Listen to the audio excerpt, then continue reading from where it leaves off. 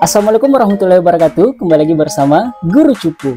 Pada video kali ini kita akan mereaksi video-video yang dapat memberikan kita hiburan ataupun manfaat sehingga kita dapat jadikan pelajaran ke depannya. Namun sebelum lanjut, bagi teman-teman yang baru bergabung, support terus channel ini agar makin berkembang ke depannya. Tentu saja dengan cara mengklik like dan subscribe channel Guru Cupu. Bagi yang sudah, saya ucapkan terima kasih.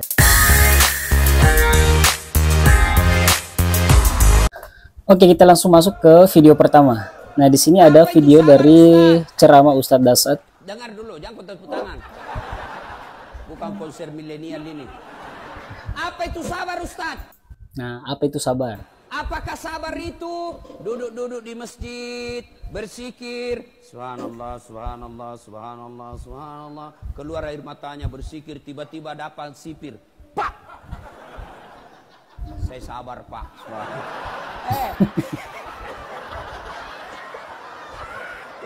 Bukan sabar namanya itu, dongo.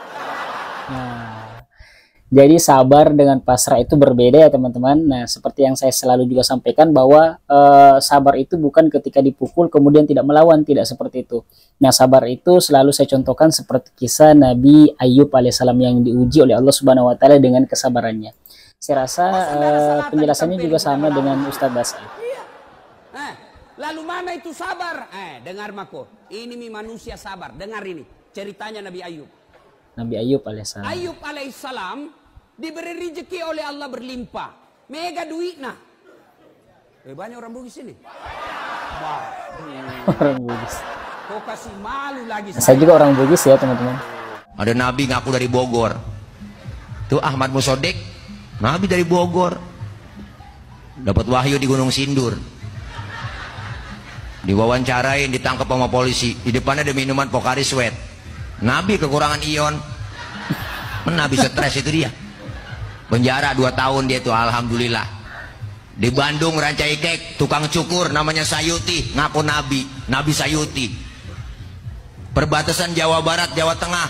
Menurut Bakor Pakemnya Kementerian Agama, di sana ada agama baru namanya Jasun, Jawa Sunda.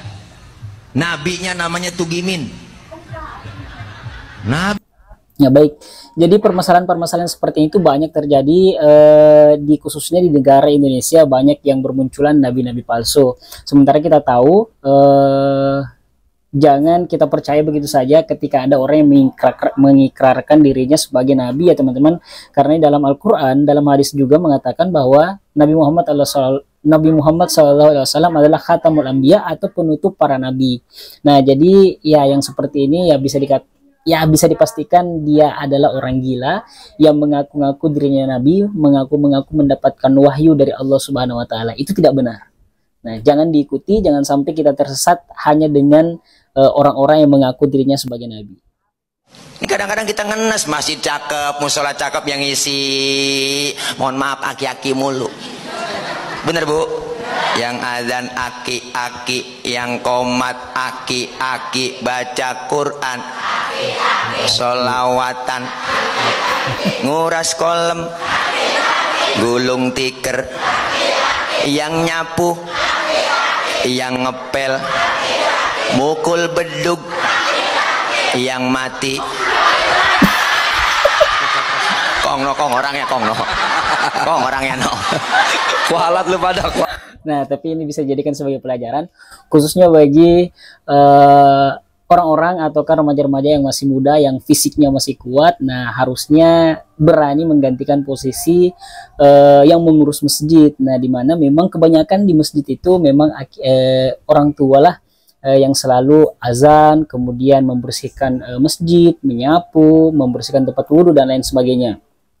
Nah, seharusnya kita yang menjadi anak-anak muda, nah itu harus lebih meningkatkan ketakwaan kita kepada Allah Subhanahu wa taala, sebagaimana yang dijelaskan Allah Subhanahu wa taala bahwa Allah lebih menyukai dan mencintai anak muda yang soleh daripada orang tua yang soleh, karena anak muda yang soleh itu banyak sekali godaan untuk berbuat hal-hal yang dia inginkan, namun ketika dia memilih untuk beribadah kepada Allah Subhanahu wa taala, nah maka disitulah Allah Subhanahu wa taala lebih mencintainya. Nah, seperti itu. Ini juga merupakan peringatan bagi diri saya untuk meningkatkan ketakwaan kita, khususnya betul-betul rajin ke masjid untuk melaksanakan ibadah. Nah, lanjut. kita doakan cepat mati. Jangan. Diaminkan loh. Boleh. Oh, amin aja. Lihat doa Nabi ketika dilempar pakai batu. Allahumma hadi qaumi, berikanlah mereka hidayah, fa innahum la ya'lamun, karena mereka buat jahat karena nggak tahu. Nggak boleh mendoakan yang tak baik. Nah, jadi seperti itu ya teman-teman, bahwa ketika ada orang yang berbuat jahat kepada kita, nah kita harus mendoakannya untuk mendapatkan hidayah. Sebagaimana akhlak Rasulullah SAW, akhlak yang paling sempurna di antara seluruh umat manusia. Nah, Rasulullah dicaci, dimaki, namun Rasul tidak pernah membalas cacian dan makian yang diterimanya. Justru Rasulullah itu mendoakan agar supaya orang-orang yang mencacinya, orang-orang yang memakinya itu mendapatkan hidayah dari Allah Subhanahu wa Ta'ala dan mendapatkan kenikmatan. Sungguh mulia akhlak Rasulullah SAW. Nggak jadi sedekah karena takut dipuji. Ria. Memasukkan uang supaya dipuji orang. Ngasih handphone ke teman. Tolong pegangkan. Terus kalau bisa streaming. Siapa begitu di sini? Streaming. Nanti buatkan slow motion. Sallallahu ala Muhammad. Sallallahu alaihi wasallam. Syirik. Wal amal li ajlihim syirik. Tidak jadi beramal karena takut dipuji orang, ria. Apa? Bukan kabel buka kayak gitu. Kabel apa? Tontonnya. Oh, wah. Kenapa itu kabel buka? Kabel baru masa goyang-goyang? Jangan sekuribung ta. Mukjizat para nabi. Nabi Nuh selamat dari banjir bandang. Nabi Ibrahim selamat dari kobaran api. Nabi Musa selamat dari Fir'aun. Nabi Muhammad selamat dari kafir Quraisy. Nabi Daud selamat dari Jalut. Nabi Yunus selamat dari ikan nun. Bahkan Nabi Isa selamat dari penyaliban. Sesungguhnya pada kisah-kisah mereka itu terdapat pengajaran bagi orang-orang yang mempunyai akal. Nah, baik, jadi dari seluruh mukjizat yang dimiliki oleh nabi-nabi terdahulu yang diceritakan dalam Al-Quran, kita yakini bahwa pernah terjadi. Nabi Musa pernah membelah lautan atas izin Allah Subhanahu wa Ta'ala. Kemudian Nabi Ibrahim yang tidak termakan oleh api yang dibakar oleh Raja Namrud, dan mukjizat-mukjizat yang lain. Kamu sedih nggak punya uang? Yuk ke rumahku. Mau dibantu, pintuku selalu terbuka. Kita sedih. Saya kira mau dibantu, ternyata ya diajak sedih bareng ya. Ada merokok di sini? Banyak. Oh. Ada merokok di sini, langsung dijawab banyak. Bos, berhenti merokok. Hei, seluruh ulama di Timur Tengah mengatakan rokok itu haram. Bagaimana? Ya, apakah seluruh ulama di Timur Tengah itu mengatakan rokok itu haram? Saya juga kurang tahu ya teman-teman. Kalau teman-teman tahu, silakan komentar di bawah kolom komentar. Karena saya pikir itu ada ulama yang membolehkan sehingga rokok itu sampai sekarang tetap ada yang menggunakan. Mana perasaanmu tenang kalau kau tidak mau berhenti merokok? Nah, bilang justru kalau saya merokok saya tenang.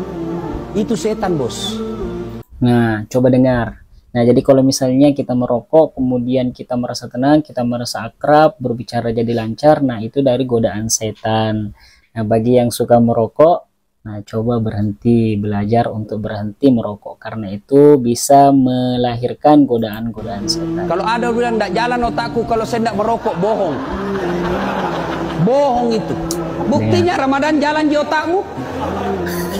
Saya tidak bisa berhenti. Memang kau tidak bisa berhenti tanpa hidayah dan pertolongan Allah. Datang ke sholat maghrib, hari ini kau niatkan, ya Allah mulai hari ini saya berhenti merokok. Tidak mungkin Tuhan tidak bantu kau. Kalau kau bilang berhenti Ustaz, satu kali mami satu hari, belum itu bos.